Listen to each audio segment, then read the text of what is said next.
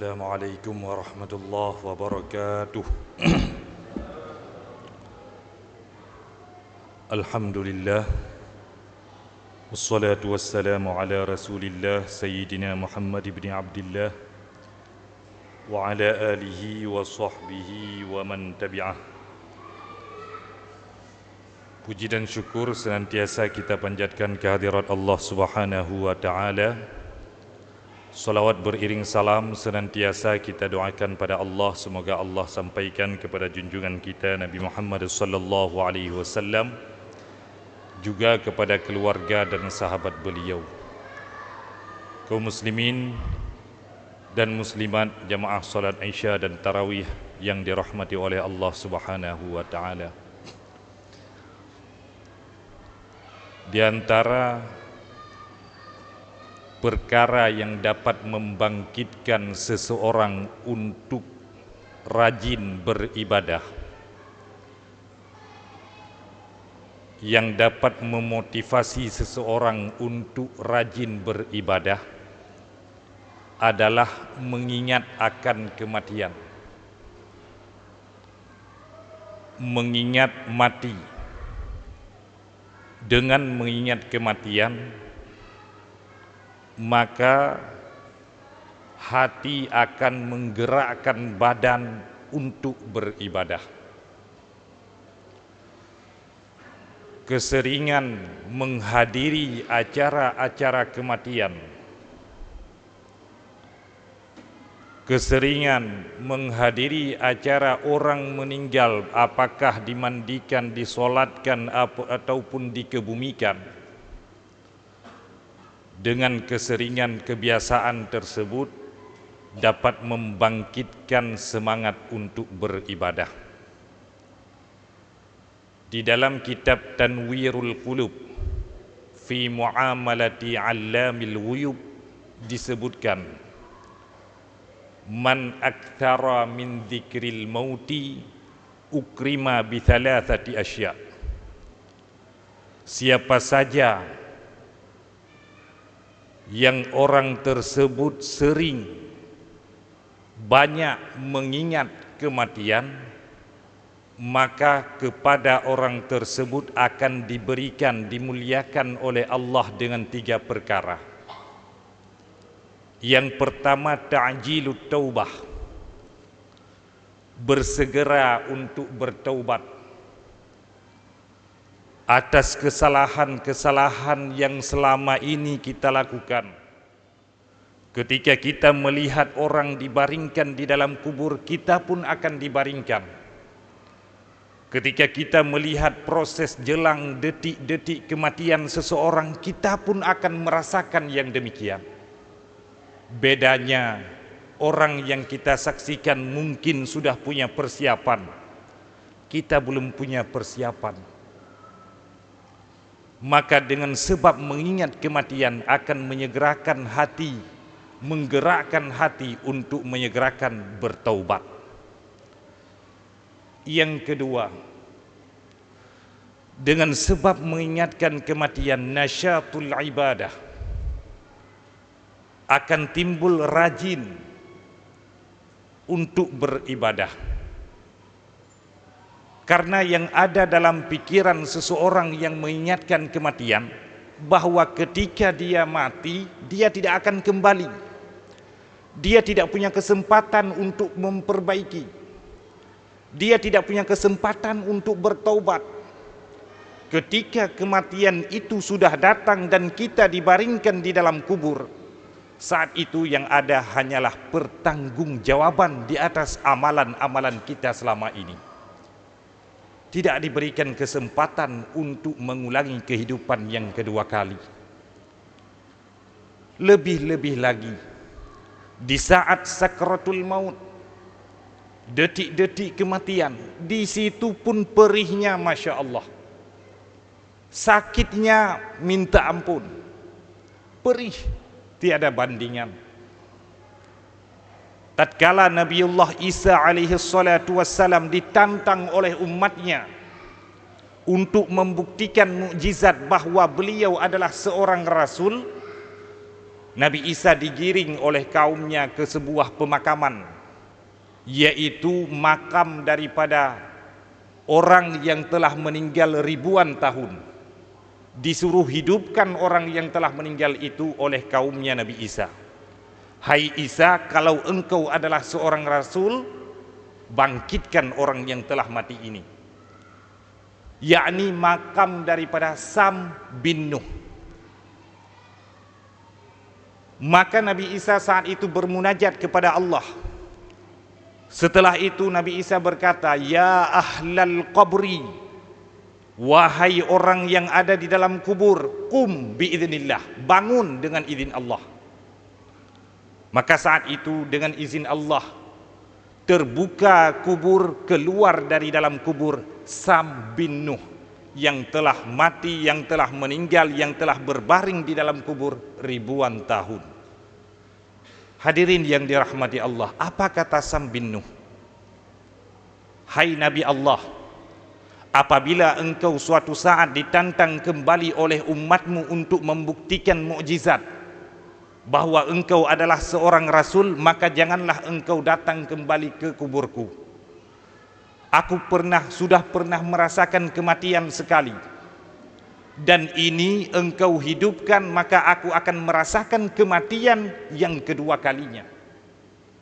Ketika pertama kali aku merasakan mati, tidak ada rasa perih yang pernah aku rasakan daripada rasa perih dan pedih daripada keluar nyawa. Ketika malaikat Israel mengeluarkan rohku, rasa-rasanya perihnya bagaikan kulit yang dicabut di saat kita sedang dalam keadaan hidup, bagaikan kulit yang dikelupas di saat kita dalam keadaan hidup. Begitulah gambaran pedihnya kematian.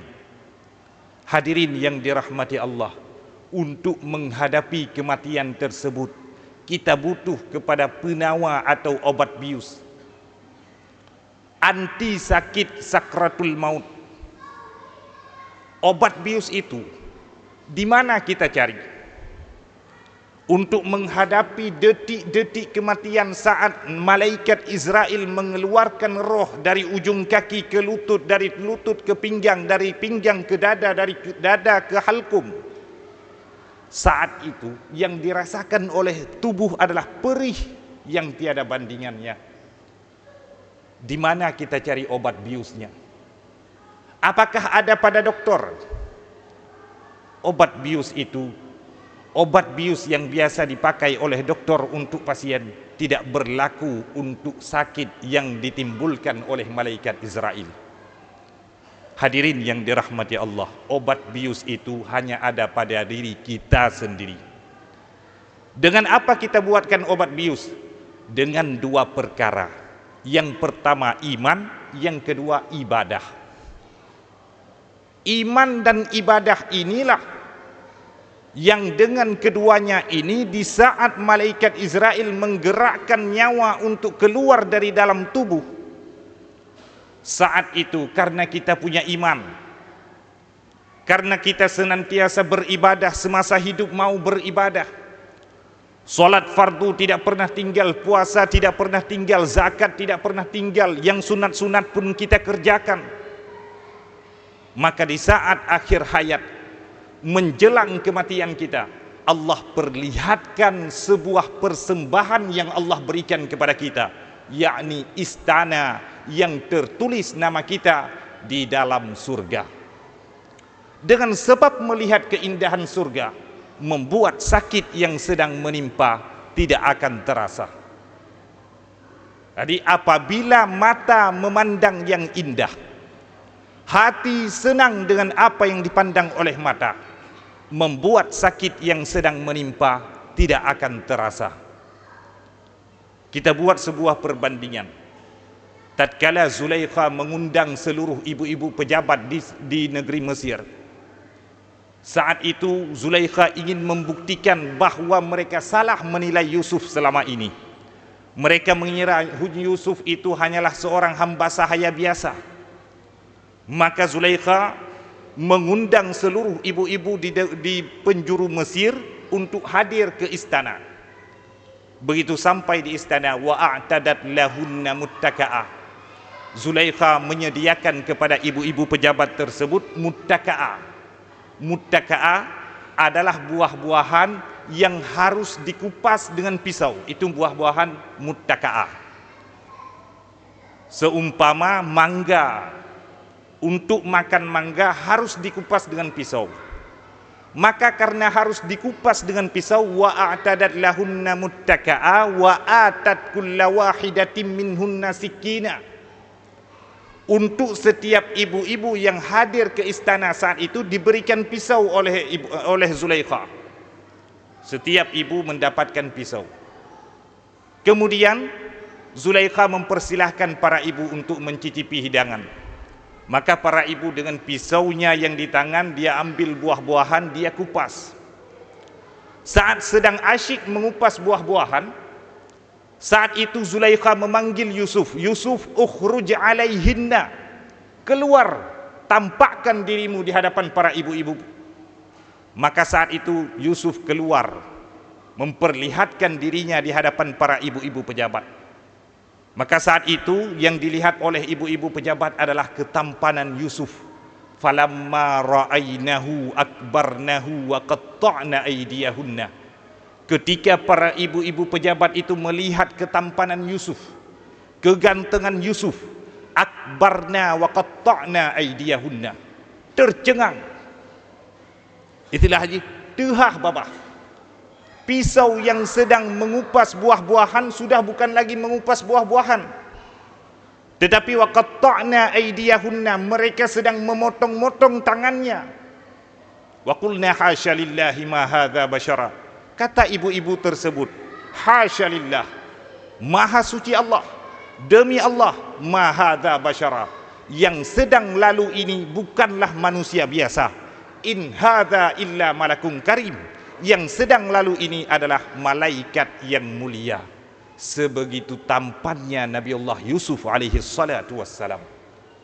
Yang jadi pelajaran di sini adalah ketika mata sedang melihat yang indah, sakit yang sedang tertimpa tidak akan terasa.